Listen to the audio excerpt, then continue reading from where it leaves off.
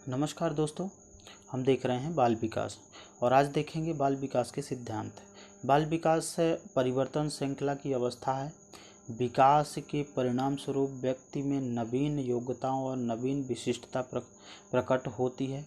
बालक के विकास की यह प्रक्रिया किस प्रकार संपन्न होती है, इस संबंध में मनोवैज्ञानिकों के अनेकों सिद्धांतों का प्रतिपादन किया गया है। ठीक है, नोट देखते हैं कि विकास का जो संबंध परिपक्वताओं से है वही संबंध उद्दीपन का प्रक्रिया से है। ठीक है ना। अगली बात आगे बात करते हैं। जो सिद्धांत कुछ मुख्यतः दिए गए हैं। पहला सिद्धांत है समान प्रतिमान का सिद्धांत, जिसमें समान एक ही जीव जो होगा एक ही तरह से पैदा होगा, वो एक तरह कार्य करेगा, है ना, और एक तरह से उसके वृद्धि का भी समय क्रम भी निश्चित किया जाता है, तो समान प्रतिमान कार्य।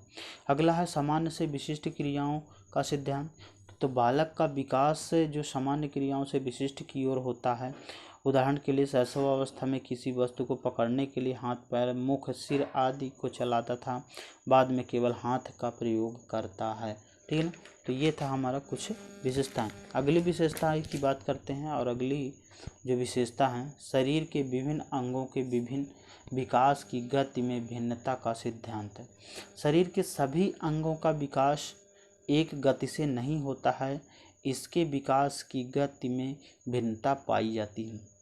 यही बात मानसिक विकास पर भी लागू होती है।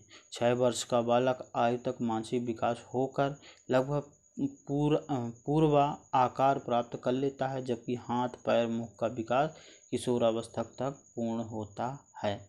आगे बात करते हैं एकीकरण का सिद्धांत। और एकीकरण का सिद्धांत कहता है कि बालक अपने संपूर्ण अंग और फिर के भागों को चलाने सीखता है और इसके बाद वह उन भागों में वह एकीकरण करना सीखता है। एक बालक पहले पूरे हाथ को, फिर उंगलियों को और फिर हाथ व उंगलियों को एक साथ चलाना सीखता है।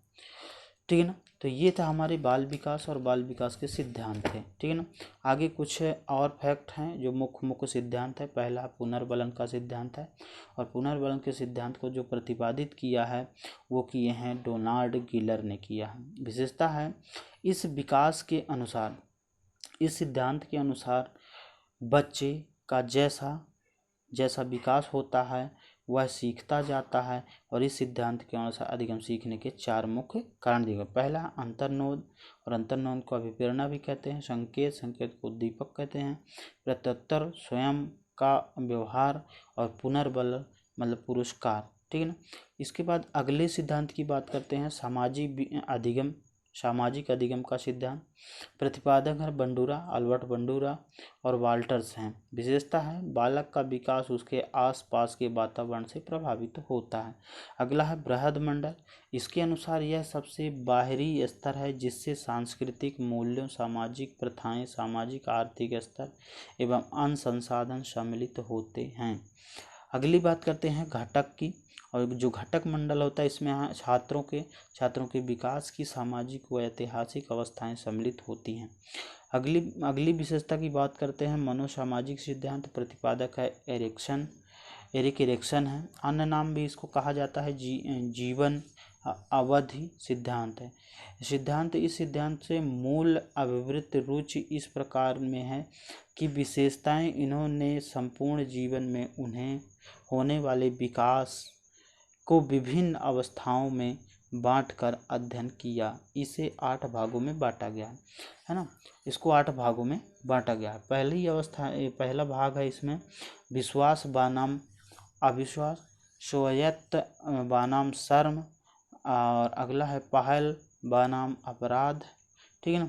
परिश्रम बनाम हीन भावना, पहचान बनाम श्रुति, और छठवां है आत्मीयता बनाम अलगाव, और 7वां है जननात्मक बनाम स्थिरता, और 8वां है संपूर्णता बनाम निराशा। तो मनोसामाजिक सिद्धांत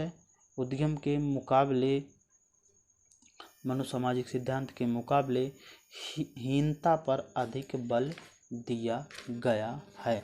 ठीक है ना। अब मुख्यतः ये हमारे हुए बाल विकास के कुछ सिद्धांत हो गए।